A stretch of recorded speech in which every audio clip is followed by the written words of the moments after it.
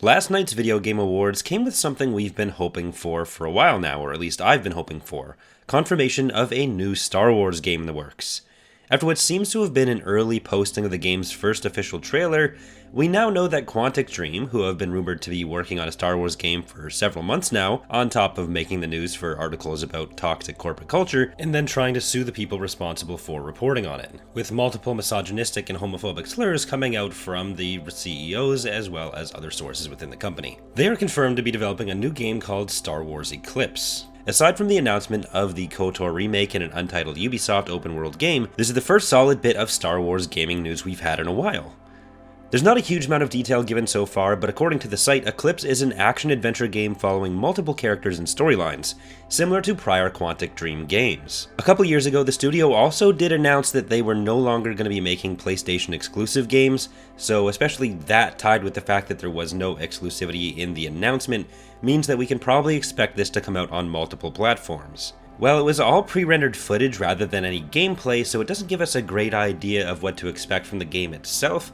I thought the trailer was super visually impressive, and it made me excited to see more of what they have planned for the environments in the game, which the site says is set at least partially in the unexplored regions of the Outer Rim. The trailer includes a few different planets, two of which seem to potentially be Naboo or Kashyyyk, and there also seems to be some characters going around that are members of the Disciples of the Wills from Rogue One on Jedha. The architecture of each of the planets at least reminded me of Kashyyyk and Naboo, but it's entirely possible that this is two new planets in the new system that we see. And there's also a few brief seconds of a crashed N1 starfighter from Episode 1, which is the yellow Naboo starfighter, so that would potentially lend credibility to the possibility of Naboo being in the game, but we'll have to wait and see what happens there. We also know that the game is set in the High Republic period, which I've seen cause some confusion since the announcement, with the prominent inclusion of many prequel-era ships, including the N1, Lucrehulks, and other smaller transports.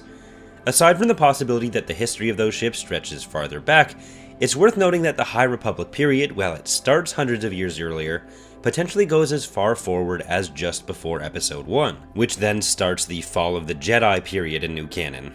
There's already at least one book which is in the same century as the prequel trilogy, which does count as the High Republic, and I believe one of the shows that was announced last year, The Acolyte, is supposed to be towards this tail end of the High Republic period as well.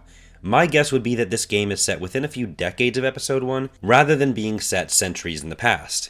One thing that I thought was really cool was that they already showed off what seems to be an entirely new faction with new ships just in this announcement trailer. That comes with a new capital ship of a pretty significant size considering it's up next to Lucrehulks, albeit what seems to be a new variant of the Lucrehulk based on its hull protrusions, along with at least two new starfighter types from the trailer and a massive new tank type.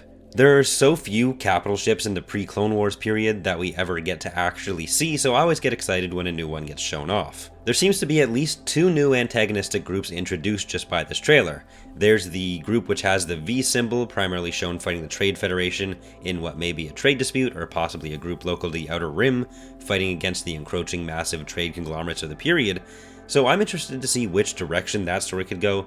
These are the people with the massive tanks, the capital ships that we see fighting in space, and based on the similarity of the symbols, also the base on the icy planet. Secondly, we have the group who are drumming throughout the trailer, which are seemingly the group also facing down the Jedi on the ice planet.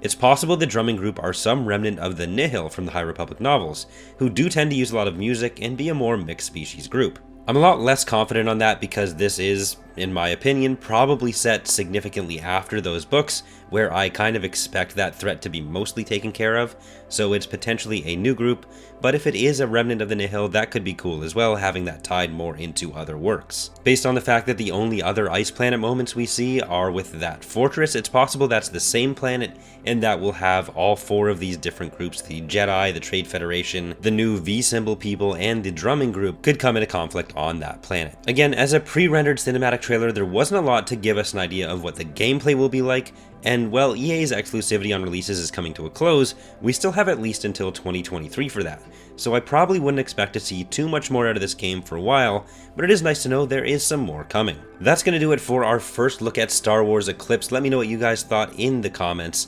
I'm sorry for how my voice sounds right now, but I wanted to make sure I was able to do a video on this, so hopefully that was tolerable. But if you're interested in more, hopefully regularly sounding videos, Remember to subscribe here. I am putting this up on both Corey Loses and Corey's Datapad, my gaming and lore channels respectively. Most coverage will probably end up going on the Loses channel, but I'll probably also do a little bit more on the lore side of things on Datapad as well. There will be a link to the other channel on whichever one you watch this on. Thanks for watching. Hope to see you next time. Bye everyone.